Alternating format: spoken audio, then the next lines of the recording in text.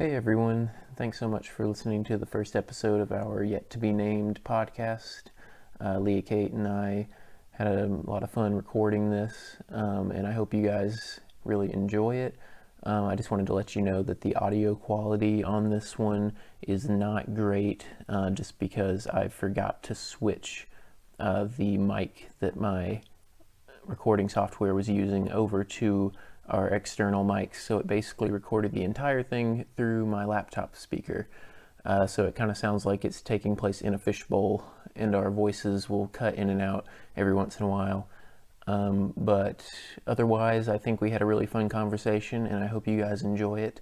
In the future, the audio quality will be significantly better. Thank you guys again.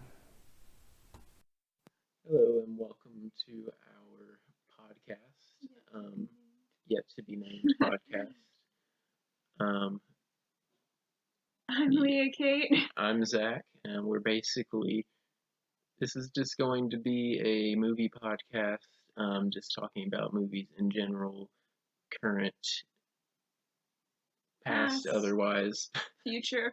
future. Yes. We're still figuring out exactly what we want it to be. But we both love movies and we love discussing movies, so we just figured why not record ourselves doing it and possibly let other people enjoy that. So anyway, we don't have a name for it yet, but we're going to be working on that. Definitely by the time this goes up, it'll have a name. But as of right now, it's just us. Yep. So we're going to be talking about our favorite movies of last year, ones that came out last year, and ones that we just enjoyed and watched last year. So I think we've compiled. I have a lot of stuff here. I just have a list of movies that I watched last year. Before we get into our movies, I didn't know if you wanted to discuss because the reason that we wanted to do this is because obviously Oscar season is coming up, or it's here, and the Oscars I think are in about like maybe a couple weeks. Yeah, and it's the 9th. Yeah, and so I didn't know if you wanted to maybe discuss the Oscars. Okay. Or like discuss the Oscars in general, or like the nominees this year. Sure. So there have been good years, I think. I'm having a hard time remembering this past year what was nominated. Who won? I can't remember. It was. Because I know, last thing I remember is like Shape of Water, which was a while ago. That was 2018. That was 2018, 2019. Last year was. Last year was Green Book. Green Book. Okay. Which I still haven't seen. I don't think people liked that one too much. I think they didn't like that it beat Black Klansman, I think is what it was. Or at least. We didn't watch a lot of the Best Pictures last year, did we? No. And we haven't watched any this year. I've watched Little Women, not to spoil it, but I've watched Little Women. But other than that, yeah. Yeah, and I haven't. I don't know that I've seen. You haven't seen any of them. I know for sure. Let me look. Hang on. You definitely haven't. I probably haven't. Because there's 1917. I mean, we could just say them. There's 1917 Little Women, one called Parasite. There's Jojo Rabbit, which I'm really looking forward to seeing, probably more than any of the other ones. I've heard 1917 is good though. Yeah, me too. And then there's what else? There's The Irishman. Once Upon a Time in Hollywood. Yeah, and what else? The Joker. Joker. Yeah. Which I'm still debating on whether I'm going to watch that. Yeah. Yeah. So, what do you think about the Oscars in general? Because I have sort of. You don't like I don't not like them, but I think I've just sort of my opinion on their necessity has changed, maybe like just in terms of I guess their value. Yeah, I guess it's Well, it's kind of mercenary because it's just like they, I mean, people get paid more after they get an Oscar, so that's good for them. But I mean, uh, it's good in the sense that, like, I know that it highlights probably, good film. yeah, and probably as an actor or a director or just anybody working in movies, I think that, It's like a life-changing thing to get nominated, and especially to win. well, yeah, and it's a big deal. It's a big deal for anybody to win an award for something that in their, that they're passionate about. So I Yeah. think that, for them, I know it's still a huge deal for a lot of people. But I just think in terms of a viewer, I guess it's just, and this may be just my personality, I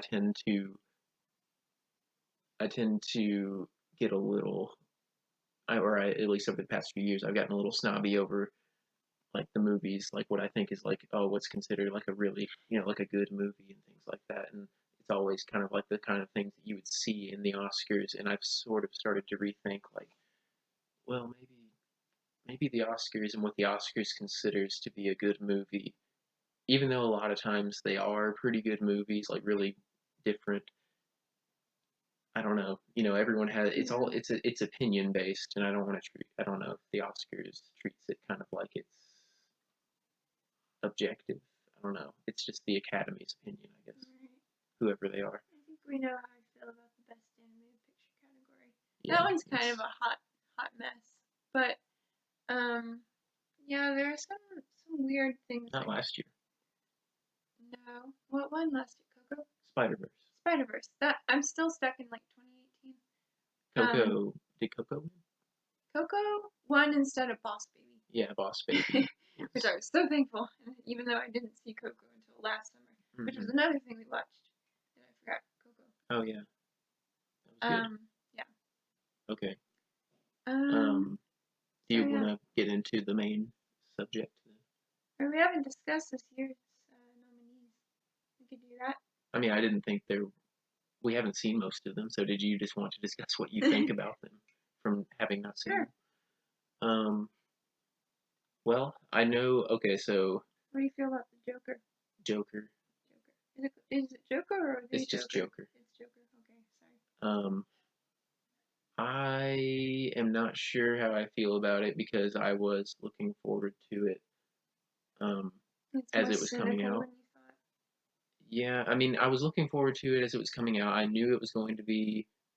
I think I had a pretty good idea it was going to be R-rated when they announced it because Which isn't they necessarily a bad thing. no, and I knew they were going for a much grittier. Like from the beginning, they were kind of like announcing that it was going to be like they were going for a kind of a Scorsese crime film sort of tone, which I sort of thought was sounded really cool. Yeah. Um, and I think it did kind of achieve that, and it obviously was really successful. I think it's like the highest grossing R-rated movie ever at this point. Really? Yeah, and so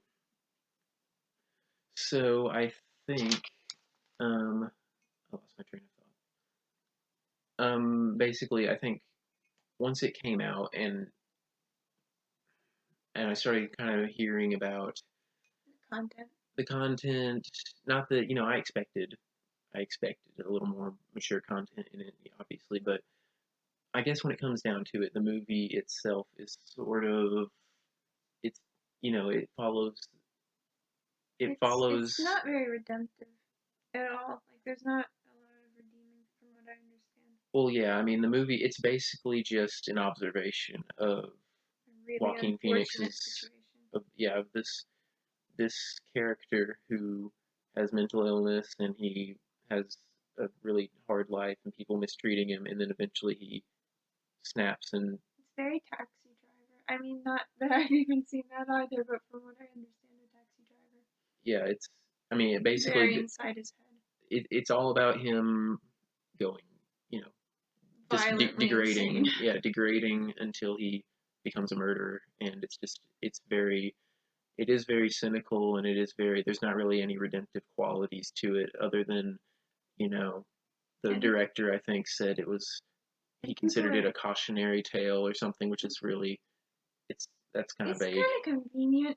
Well, like it. it is kind of a cop-out for a lot of directors to include graphic material without justifying it properly, because they can be like, well, it's a commentary on why it's wrong, and it's not like that's always impossible, but it is kind of easy to just throw whatever you want in a movie and have your only justification be, well, it's a cautionary tale, it's not serious. But, you know, I mean, especially with all the violence in the world today, to put something like that, I mean, it is kind of glorifying the violence that comes out of mental illness sometimes. Yeah. I mean, I don't know that the director himself would say that it's glorifying violence, but it definitely, there is, from what I understand about it, again, I haven't, it's been out for months, I haven't seen it, but Well, he definitely wouldn't. He just thinks it's a, cautionary tale, like I said. From what I understand about it, it does sort of, I don't know, it does sort of portray him as, we're talking about this way too long, but it does sort of portray him as sort of an anti-hero, maybe? Yeah. Because I heard about, there were tons of stories, like, several different theaters where the scenes where he does end up murdering people, and, from what I understand in the movie, there, it's not exactly like he's just murdering innocent people who didn't do anything to him, like they were in the movies since they sort of had it coming, but people were applauding the people theater. were applauding these extremely, like, I don't know how graphic it is, but it's violent. It's anyway. violent either way. He was murdering people, and people were applauding, which applauding. can kind of work into your subconscious in a funny way. They were, anyway. We can move on now. Yeah, the point is, I was looking forward to it, but as with most of these R-rated comic book movies, I end up either not watching them or putting them off for a long time. And I'm still debating that. Anyway. 1917 looks good. I'm excited. I've heard good things about that. I kind of groan when I see war movies nominated because there's so many. But it is a genre you can do a lot with. But you said something about the notable thing about it being the continuous takes, or the illusion of continuous takes. Yeah, the one thing that I've heard, and the one thing that really piqued my interest about it, is apparently, and I say apparently, it's out, so there's plenty of people who know this for sure. But it is all seemingly shot in one take throughout the entire movie, which I've never seen anything like that before. At least in like a full length movie, I've never heard of that. So yeah, that really intrigues me about it. Which even if the story itself isn't entirely original, that at least visually. I feel like that's the type of thing, because the Academy can be a little gimmicky sometimes. So if there's something kind of, not to dismiss it by calling it gimmicky, but it's a trick or a notable thing about it. They like those things. Do you think that we're gonna start seeing like a bunch of movies that are all filmed in one take now? I don't know. Possibly. Because if this gets popular, then that's it might be an idea that people get in their head. But let's see, The Irishman. Scorsese. Yeah. Scorsese and a movie that is mimicking Scorsese have both been nominated. Yeah. Was he a producer on Joker? Possibly. I can't remember. He had his hands on that in some way. Bradley Cooper was a producer on Joker, oddly enough. Huh. It's weird. Yeah. He's been directing and stuff lately, hasn't he? Well, Todd Phillips directed Joker, and he also directed the Hangover movies. So that's I know Bradley Cooper has directed some things. Did he direct A Star Is Born? Yes. Okay. No. Yes? I think he did. Know. He did. Maybe. Anyway. I like Martin Scorsese despite not having seen many of his movies. But I don't know how this is gonna be. I wonder if it's a little too glory daisy. Because he's got his original crew in it from all his iconic movies. And so I don't know. Which are, it's got Robert De Niro. Robert De Niro. And Al Pacino, Joe Pesci. Who else? Harvey Keitel, is he in it? I don't know. He's probably in it.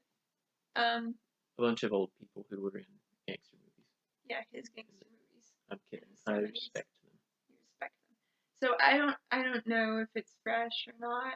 We haven't seen it anyway. I mean, it's got acclaim because every Martin Scorsese movie gets critical acclaim. Yeah. Which, again, I do Maybe really. it's just because he's a household name. So that's what a lot of people. I don't know. Of the movies of his that I've seen, I do like them a lot. Yeah. But it does get to that point to where it's kind of like, well, of course, Martin Scorsese, whatever movie he directed. Well, I say that, but Silence wasn't nominated. We didn't even watch that. No, we haven't seen I Silence. can't think of it back. But Silence came out, and it wasn't nominated for Best Picture or anything. I think it got at least one Oscar nod, We but it wasn't. sound like we're really good at discussing movies. Yeah, we're we really haven't bad seen at watching any of them, them. which is true. But yeah, The Irishman, I don't think, just given our. I haven't heard a lot of buzz about it. I kind of have, but just given our taste in content in movies, in terms of language and other things like that, it is chock full. So I would say we're probably not going to watch it. Jojo Rabbit. I'm excited for that. Yeah, Jojo. Okay, we're moving on. Yeah. So Jojo Rabbit. Yeah, I'm Looks excited awesome. for that too. I think it's a fun idea. Yeah, which is interesting considering It's about Hitler. it's about Hitler.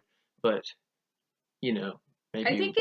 I believe it touches on just kind of kids' innocence, because it's a German boy, isn't it, who imagines Hitler being his imaginary friend. It takes place in the 40s, I think, and it's one of those like Nazi camps for kids, like Nazi camps for kids that they were basically Hitler like Youth. Yeah, the Hitler Youth, and this kid. Got really loud all of a sudden. Yeah, this kid. I don't really know much of the premise. It's. I believe it's just Hitler being his imaginary friend. Yeah, I wasn't sure like what the main story was though. Other than that, it looks fun. It's Taika Waititi, and whatever he which does that's is good. Yeah, that's the only reason I think that the only prerequisite. Taika Waititi playing Hitler, I think is why he's half Polynesian Jewish. He's half Polynesian Jewish, and he did no research for the role of Hitler whatsoever. Because Hitler doesn't deserve it. Because yes, and I don't want to quote his exactly what he said. I'm actually not sure exactly what he said, but probably pretty profane. Yeah. But yeah, I think that's fun. Looks good. Yep. Let's just get through the rest of these pretty quickly. Once Upon a Time in Hollywood. Probably not gonna watch that one again. A lot of content. Tarantino. Yeah. Never seen any of his movies. No.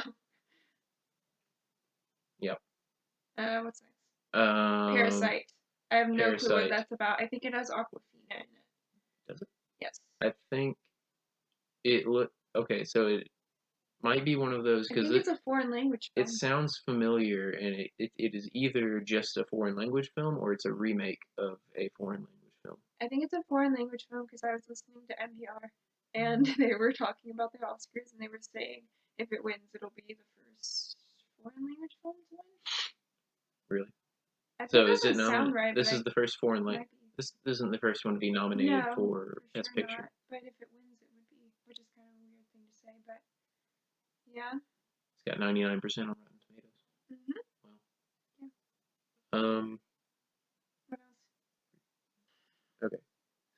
So I'm not sure why I can't find. While we're looking for that, Zachary, do you think the Academy is too much of a boys' club? And do you think that they're too old? I don't know who's in the Academy, so I cannot comment. Well, you're in it for life. They were also talking about this on the radio. You're in it for life, so you literally have to die to get out of it. And there's thousands of them, I think. Yeah. And I think most of them have been in there for a pretty long time. I don't really understand it. Anyway, Ford versus Ferrari. That looks good. I've heard a lot of people, like, the first thing they'll say about it is like, man, it's good, even if you don't like cars. And I was like, I didn't think that was a requirement. I honestly had no clue what I thought it was. I thought it was like a rivalry between two race car drivers because I never watched the trailer. And then apparently it is. I'm still not entirely. Again, I don't know what half of these movies we're talking about are even about, but it's got Christian Bale, it's got Matt Damon, so why Yep, looks good. Okay. not? So Little one. Little Women. Yeah, I really. We'll talk Okay, about that I'll later. save that. Yeah. Okay.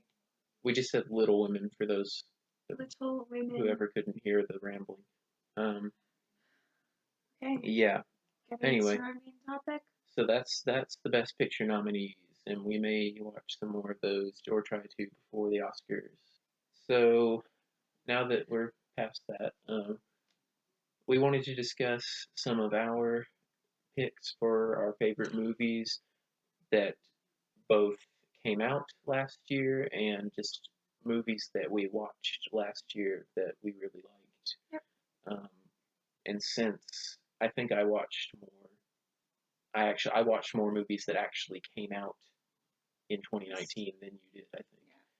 Yeah.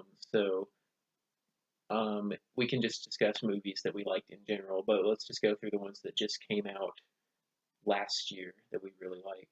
Do you want to Sure. mention? Is there an order that you wanted to mention them in, or is it just in general? In general, well, my top three, because I mean that's all that's worth mentioning. Let's just go one at a time. Yeah. So Little Women was my favorite. I watched it. We're recording Monday night. I watched it Friday night, and I went to the Bell Court in Nashville with some friends. And I didn't want to go for any other reason than to check it out because I knew we would be going in the future. Little Women's showing everywhere, but I just wanted to check out the Bell Court and see what it was like. So it's like an art house theater, and so we went in. Which I love, by the way. I know people make fun of art house theaters, but I It's love the idea. It's a nonprofit, and so it's supporting the arts, so that's good. And it's a lot of things that would be hard to see, if not for the theater, so that's good. But anyway, we went to go see it, and I was just thinking it was going to be normal. I was really questioning if we should have driven all the way to Nashville to go see it. But in the intro, when it was talking about how the Bell Court doesn't allow, cell phones and all that stuff, it was like this film will be screened on 35 millimeter, and then the projector fired up, and I was like, what? So I've never seen anything on film before, and that added so much. It was just a really, really good movie. And for those who might not understand the whole 35 millimeter thing. So everything's on digital now. It's filmed digitally and screened digitally instead of. Which means not literally film. Yeah. Like when we say film, like we're saying literally strips of film, little whatever you call it, like. Yeah. It's just done with computers now. Light shining through a million little cells that are running through a projector and projecting that onto the screen. That's. Yeah, and at theaters they don't. I'm not really sure what they use, but they don't. They used to have film cans that would be shipped in that they would have to use. But that just made it so. Now they just send a USB in an envelope. I don't know what they do. Yeah. But that made it so beautiful. I loved the movie. It was shot out of sequence. I had some friends that went with me that were very unfamiliar with the movie, and I was like, it'll be fine. You'll just get the gist of it. And then I was like, this is the worst possible way they could have encountered it the first time, because they have no clue that this is very much out of order. But I thought it kept it fresh because there's been so many adaptations, especially in the last couple of years. Greta Gerwig's awesome. The shots were awesome. One of which I didn't want to pass this up. One of which you were a part of. Oh yeah, I was in Little Women. I was Beth. And you did really good, considering it was your only non-church play that you've ever done. Thank you. Yeah. And Saoirse Ronan's awesome. Laura Dern's awesome. She was Marmee. Saoirse Ronan was Jo. Emma Watson was Meg. And there were some women who I'm not familiar with, who were Beth and Amy. Yeah, and Meryl Streep. Oh gosh, she wasn't nominated as far as I know. She's definitely gonna be there. She was Aunt March. She's gonna be there in her seat. She definitely has a seat that is that has her name plastered on it, along with Tom Hanks and Yeah. Steven Spielberg. Yes. They all sit together. Yeah. So the film made it beautiful, especially the beach scenes. It made just everything, like all the colors, just looked beautiful. And so that was a really cool experience. And the movie was just great in general. Yeah, I thought it was the best adaptation. I haven't seen any of the film adaptations, surprisingly. Um, so yeah, I love So you that can't one. really say that it's the best I adaptation feel like I until know you've because watched. then I feel like the '90s one wasn't as experimental as this one. I definitely have I don't know if you call it bias, added experience of having watched your own film. So there's that. But it was my favorite movie that came out last year. It barely came out last year. It aired. It came out on the 25th. It premiered on the 25th. So yeah, it was awesome. I recommend it to anyone. It was so good. Yeah, and I passed on it because I just You weren't invited. I wasn't invited, but I also just I gave in to my natural guy inclinations and did not go see Little Women because it didn't sound fun. But now I kind of want to see it. Yeah. At least just so I can see all the Best Picture nominees. But I'm sure I would have enjoyed it. Yes. Anyway, so. And my second, I mean, we can go back and forth. You can go. Okay, I will. One of my top 3 from last year was Avengers Endgame. And I know that there, there are mixed feelings on the Marvel movies and whether they count as real movies and whether they're theme park movies. But I mean, and all of those things are, I'm not going to defend them and say that they are just like some sort of high art or anything like that. But if I'm going to be honest and say, like, what movie, out of the movies that I most enjoyed last year, I mean, Avengers Endgame was essentially, it had a lot riding on it.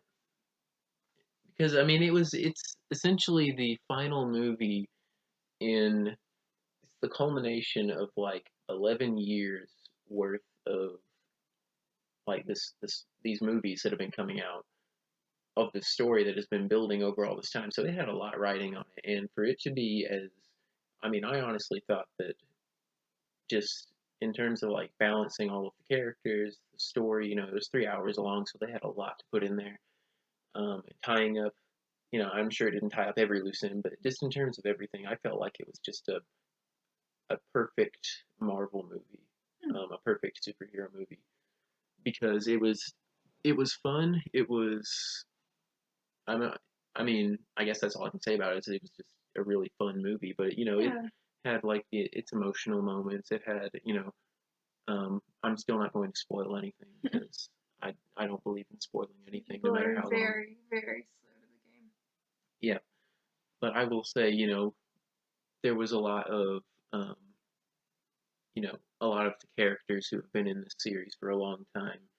It definitely, they got their moments, and it definitely, I don't know what I'm trying to say here.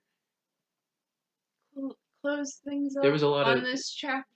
there was closure. Yes, there was a lot of good closure, and it wrapped things up well.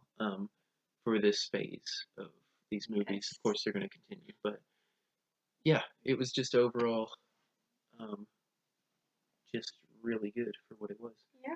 So. Well, my second best of the year, and this is best of the ones that came out in 2019 for both of us. I think we already said that, but I'm just saying that because I didn't have too much time to reflect on everything that I watched last year. I feel like there might have been some that I liked that came out last year that I didn't mention, but yeah, I just didn't have too much time to reflect. Nevertheless, this was very good, I thought. And it was adapted highly with Ethan Hawke, and I found it because I work at a library, and it was one of our new movies and so I got it. And yeah, I hadn't heard anything about it. I thought it was super weird that it was Blumhouse because it's not a horror movie. Yep. It's about Ethan Hawke. Oh, Blumhouse. Again, we don't want to skip over that. Blumhouse primarily produces horror movies, and so this is not a horror movie by any stretch. So. No. It was really good. I feel like I like movies that it feels like kind of a celebration of the, not to jump into the description before I've even defined it, but it felt like a celebration of like more everyday things because it doesn't have like a ambitious plot. Well, can you describe Yeah, the plot to us? I Maybe will. we should have been describing plots of these movies. You can look it up. Anyway, we can start doing that from now on. Well, what's the basic plot of Adopt a The Highway, basic just so plot people of know? Adopt a Highway is Ethan Hawke plays someone who was convicted at 15, I believe. I think it was around, he was a teenager, and it was a third time offense for carrying around a very small amount of Do marijuana. you want me to just read it? I mean, I can just breeze over it, but Okay. he was convicted of carrying around a very small amount of marijuana. He was put in prison for 25 years, and so he's basically middle-aged at this point. No, he is middle-aged. He is middle-aged at this point, and so he's getting back into society and having a very hard transition with that. And in the midst of that, he finds a baby in a dumpster and thinks it's a hope for him. And then lots of other things happen throughout the movie. But Well, I'll just go ahead and skip to this one because I was trying to figure out if I wanted to. This is also in my top 3 of last year, so I'll just go ahead and talk about it as well. Yeah, I think, and I was debating on whether I wanted to put this in my top 3 because I didn't. I had mixed feelings on it. I think as a movie overall, I kind of was struggling to, by the end of it, was trying to struggle as to, there wasn't like a clear, it's one of those movies where there's not a clear path that it's following. Like it's not exactly, and not in the way that it's like, it's so unpredictable, like it's so fresh and original. It's like I wasn't entirely, because this is like so not typical that you're just not sure what is going to be the resolution or where the movie's going in general, which is not a bad thing. I wasn't sure when it was going to end. Yeah, that's not a bad thing at all. But I think because of that, I just had some more mixed feelings on it. But overall, I don't know. Two of these movies, this one and my next one that I included, I think I consider them the best ones that I watched because they got me thinking about the way that certain issues and the way that I treat certain people in general. And with Adopt a Highway, it was basically, Ethan Hawke, like you said, he's been released from prison, and he basically doesn't, for a lot of the movie, he doesn't really have a home. Or I think he does. He's like staying in a motel, but he's kind of just dumped back into society. Yeah, he's dumped back in, and I think that was the thing throughout all of it. Not just that he's homeless, but just the way that because he's an ex-con, he struggles. He's really not a bad guy, but because he's an ex-con, there's kind of this like, there's kind of like this thing that like people just treat him. There's a stigma to it because people, they don't outwardly treat him badly. Hostile. Yeah, they're not outly hostile towards him, and I think that's the thing that was really kind of like hit home with me is because they're not outwardly hostile to them, but you can tell every time that he speaks with someone or he tries to, they're very suspicious of him. The way that people, there's always just this kind of like pretentiousness, or the not even pretentious. I don't know. Yeah. Well, it's also what he's an ex-con for. You know, it's it's a law that's not in place anymore, but it is interesting what we send people to prison for, like drug addicts, people who are that young. I'm not going to touch on that too much, but it's something to think about whether or not that deserves prison or some other kind of rehabilitation or discipline. Yeah. Well, yeah. Yeah. That was really I didn't know you were going to go into that, but yeah. And that's what I was thinking about the whole time. It completely derailed his life. And so, yeah. Anyway. Well, yeah, and I guess back to what I was saying about like how it kind of made me start thinking was there's a point in the movie where he's laying, I forget exactly where it is, but he's basically either traveling or something, but he's not, he doesn't have a home at that point. He's basically sleeping outside of this place using the bag that I think he's like carrying his clothes in or something like a trash bag as a pillow. And it made me realize that like, oh, these people that you see on the side of the road and you see these people like homeless people and things like that, seeing it from his perspective throughout the entire movie, like who he is, his situation and just the way that he is treated by people. Because I think he gets run off at that point, like he gets run off by whoever, like a groundskeeper or something like that, or like a security guard. Um, and I don't know, it just made me think about how we treat people that are homeless or like ex-cons or On the fringes of society in yeah, any way. like And you get to see his story in a way that you don't get to see anyone else that you just happen to see. yeah. Yeah. Anyway, So, what was your next movie? my next movie. Did you not want to take your next one? That was my next one. Oh, that was your next one. That okay. was one of mine. Yeah. Peanut Butter Falcon was my next one, which is one that you pushed more for us to watch. It was your idea. Because So I'm a big fan of I followed I've intermittently followed Shia LaBeouf's so is our mom. story, his saga over the years, from kind of being the Transformers guy to going crazy, Having as he some rough patches. having some rough patches, doing weird art installations, and then drug Art. problems, and being Performance arrested multiple times, blah blah blah. Possibly giving his life to Christ at one point, which I'm Yeah. not sure where he stands on that Not now. always a linear path for people. Yeah, and so I'm not sure where he stands on that now. But I've still kind of He's kept an up with him. interesting guy to watch and a good actor for sure. He is a good actor, which you wouldn't expect. Like I wouldn't have expected it given the first few movies that he was coming out with. But yeah, I think people can make good choices when they don't care. Yep. In films, but I liked it a lot. I like anything. It kind of ties into Dr. Highway. I like the stories of people that society typically ignores. Because I think that we see the grand moments of people's lives, or we see famous people, biopics, anything like that. But I like the movies where people are, yeah, on the fringes of society, or they're forgotten or misunderstood. And they're the people that we wouldn't often give dignity and honor to.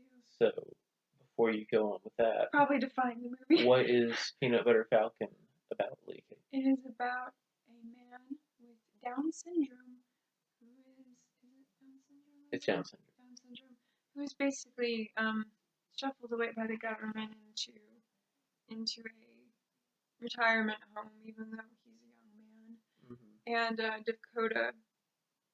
No, that's not her name. What is her name?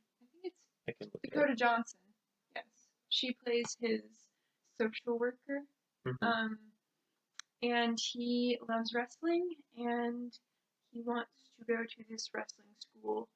And he's trying to get there at any cost, even though he's kind of involuntarily held in this retirement home. Yes, and he runs into, I'll just read the synopsis.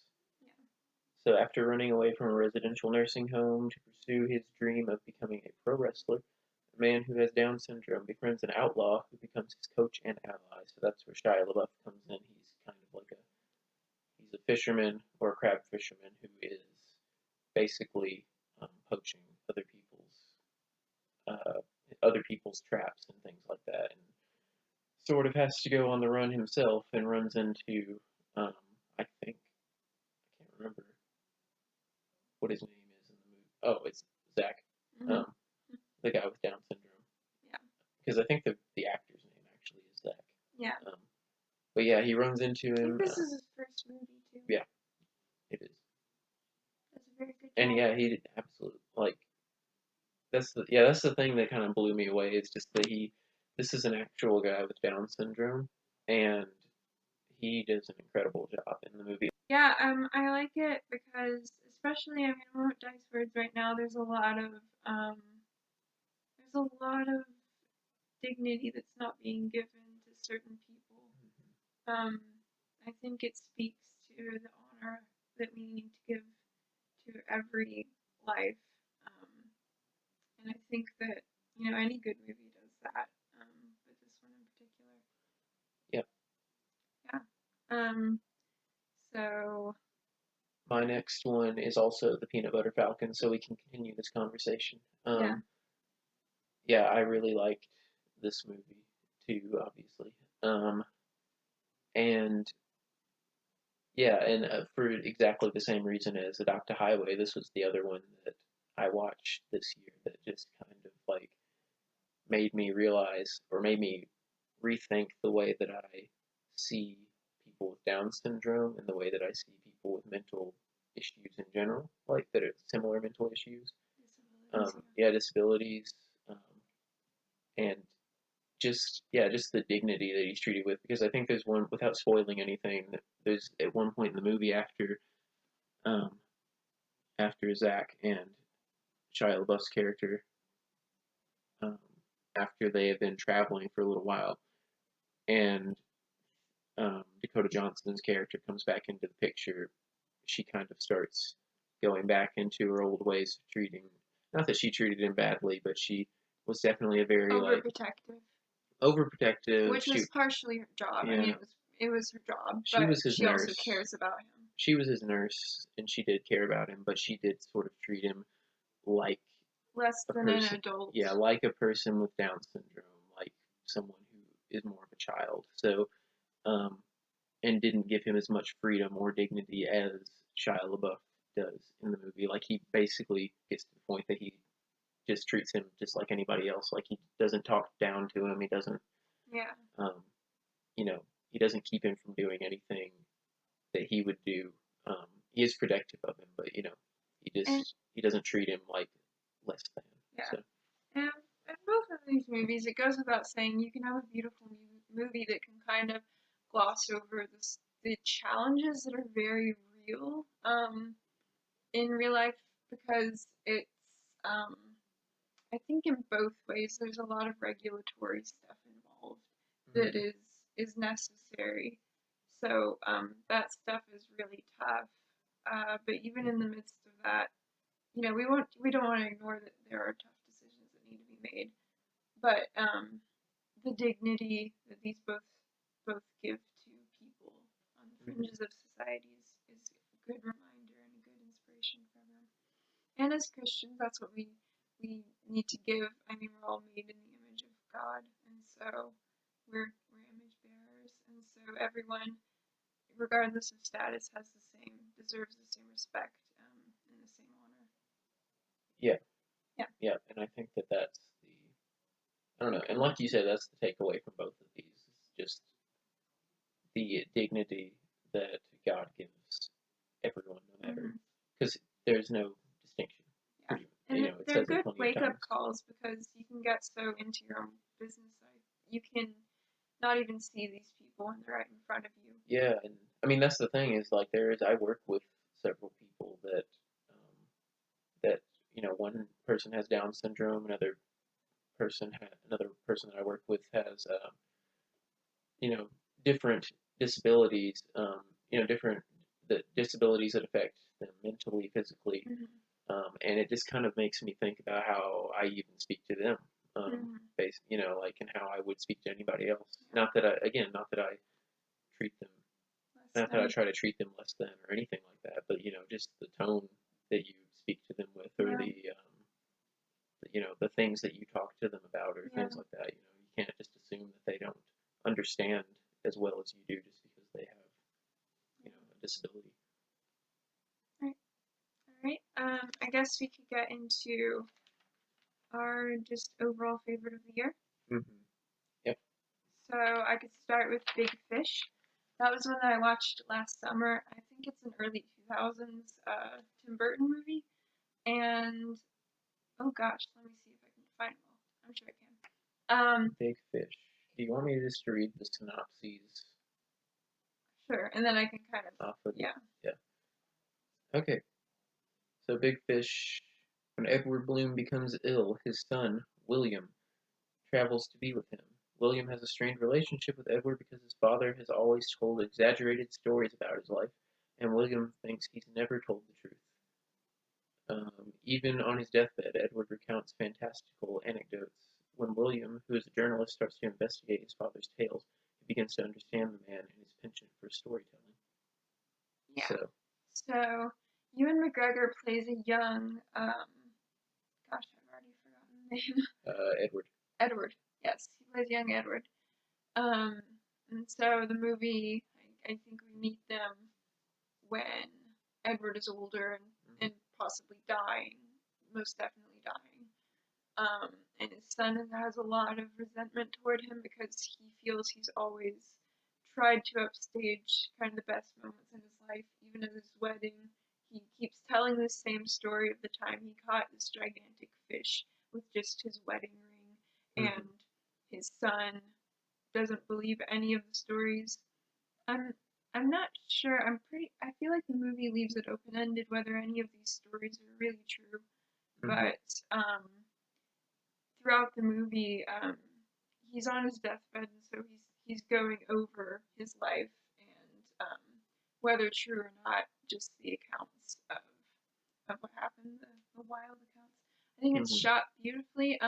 It's in a lot of very springtime scenes, and Ewan McGregor is very charming and funny. As always. Yes, and he chases the love of his life. He stows away on ships and goes across the world and does all this crazy stuff. And it's a sunny Tim Burton movie, which he did sometimes in the 90s. Yeah. How would you say compared to most Tim Burton movies that you see? I think it's the sunniest I've ever seen. Well, not just in sunniness. I just mean in general. I like it. Because I know, everyone has their opinion on Tim Burton, of course. I like Tim Burton. I like Corpse Bride, and I like Nightmare Before Christmas. Beetlejuice. I like Beetlejuice, and it doesn't I don't really like compare to them. You don't like Beetlejuice? I don't like Beetlejuice. It doesn't really compare to them. It's kind of like a normal movie. It has a lot of quirky elements, which is how it ties to Tim Burton's style. But it's a really sweet story about family and life and all of that jazz. So, but another one of mine, Whatever Happened to Baby Jane. That's a really old one. Not really, it's 60s. But that is Joan Collins and Betty Davis.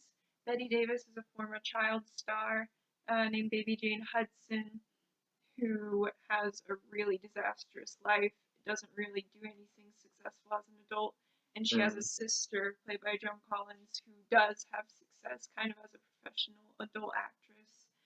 And Joan Crawford. Joan Crawford, sorry.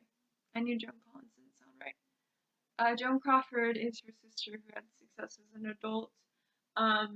She has an accident that leaves her wheelchair bound, Joan Crawford, and so Baby Jane is her caretaker, and it's crazy.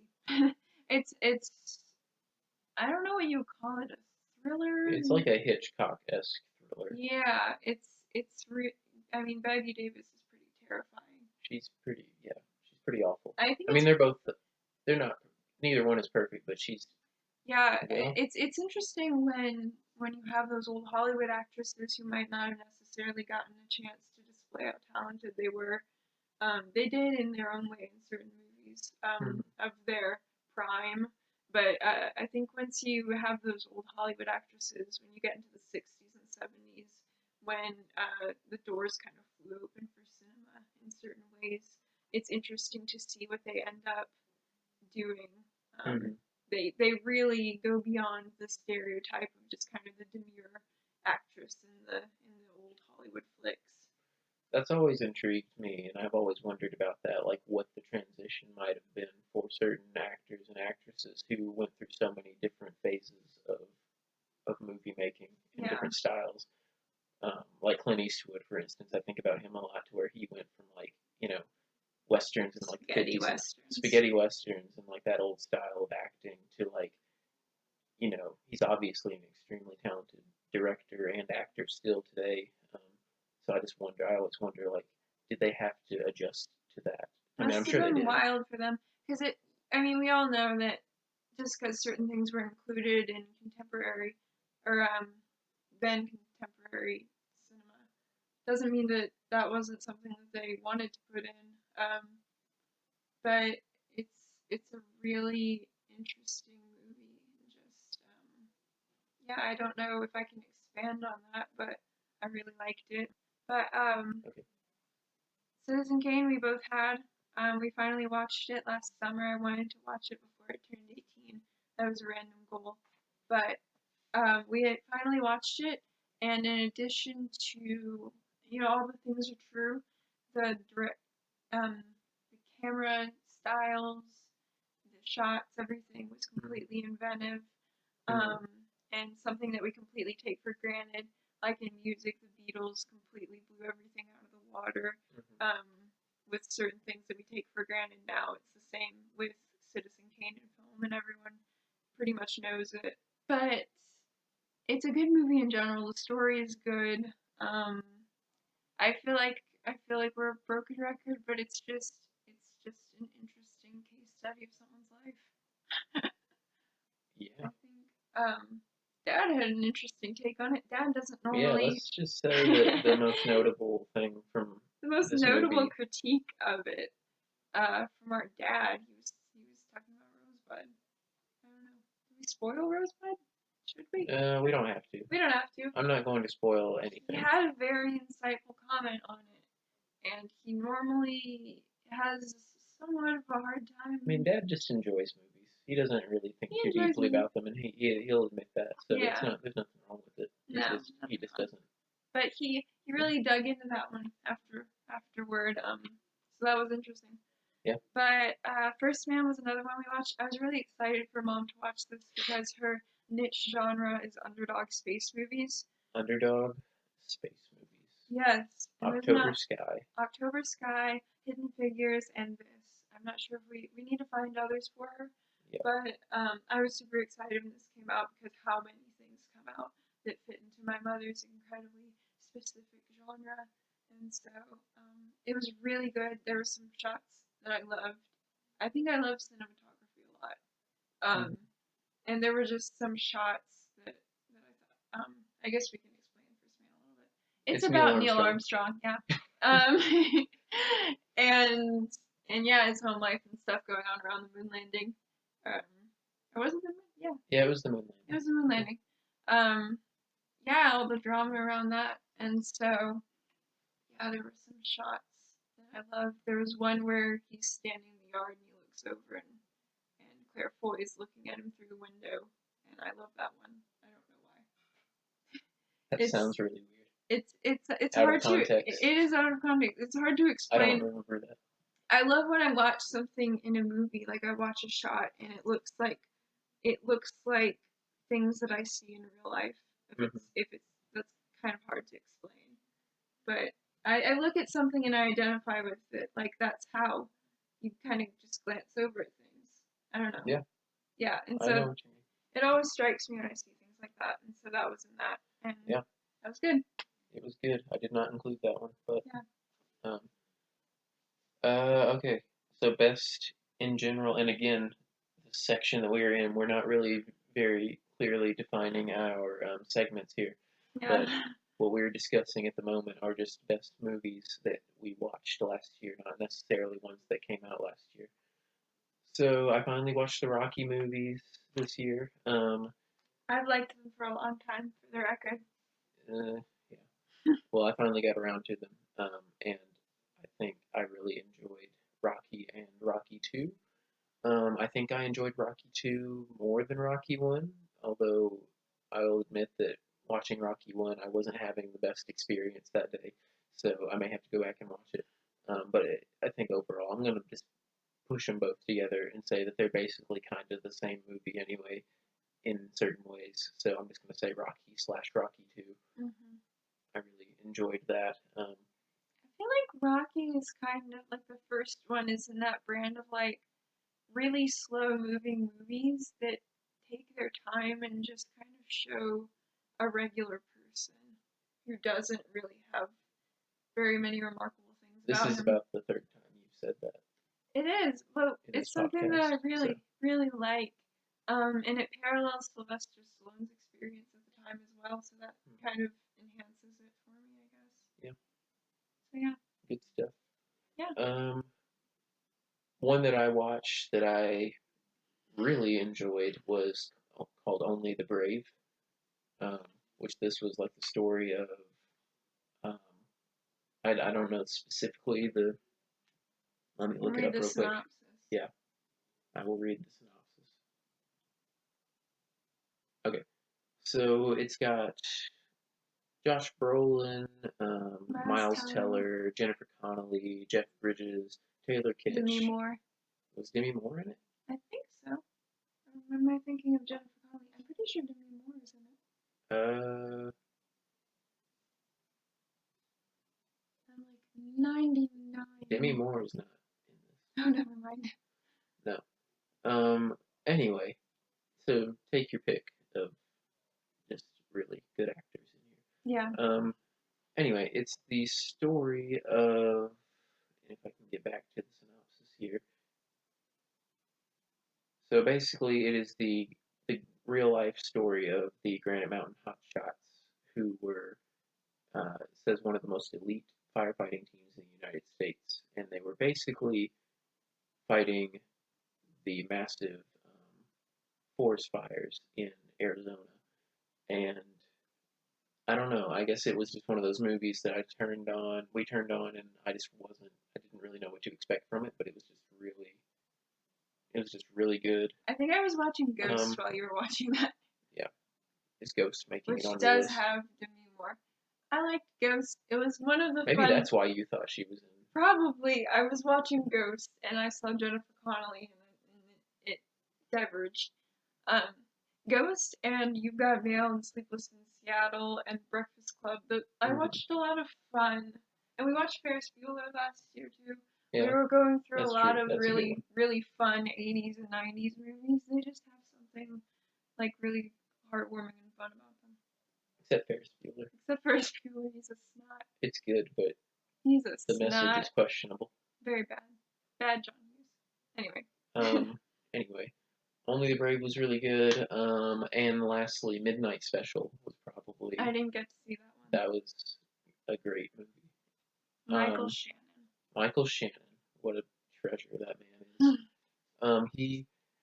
It's Michael Shannon, and who's my other favorite guy who's just turning up in these movies? Adam Driver, was he in it? Adam Driver was in it. Yeah, he was great in it. Adam Driver's great. Adam Driver is even more of a treasure, I dare say. Yes. But who else? What's his name? Joel Edgerton. That's the guy who keeps turning up in movies that you like. that I like. He was in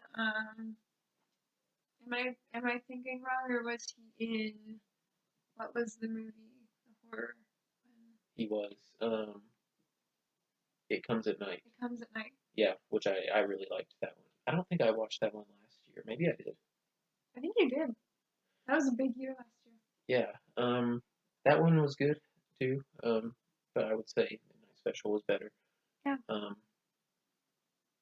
But yeah, it introduced me to the director Jeff Nichols, who as soon as it, I don't know, there are just some movies that as soon as it comes on, I just know I'm in love with it from the minute it comes on.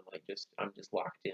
And I can't exactly explain why I like it, why I like the movie so much, or like what it is that's just catching my attention so much. But it's kind of like how I used to, and how I say used to. I mean, I don't dislike Christopher Nolan, but it's kind of like how Christopher Nolan was to me when I really first started paying attention to filmmaking. Christopher Nolan was that kind of, his movies were just like so captivating to me, and this this movie kind of reminded me of that. Yeah. Anyway, not much to say, not much more I want to say about it other than it was just really good, and I definitely recommend that and Mud, which we watched recently. Yeah. Another Jeff Nichols movie. I wanted to include Mud, but I watched it this year. I did not watch it last year, but I'll just say they're both great. Jeff Nichols is pretty good. I have let's see, what do I have? I have one more best of 2019, or my favorite of Okay. 2019. Is this favorite, or this is an This honorable is mention? no, and it is one of my favorites. Watched it in December around Christmas. I think I was home alone for a bit, and I had been meaning to watch it. I love Paul Newman, and he was in that. He was in Cat on a Hot Tin Roof. Haven't even Say seen that that one. again for those who can't. Cat on a Hot Tin Roof. Yep.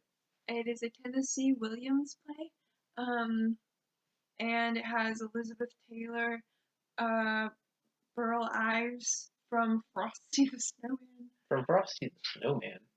Yes. He's from. Is he in Frosty? I was thinking Rudolph. I think he's in.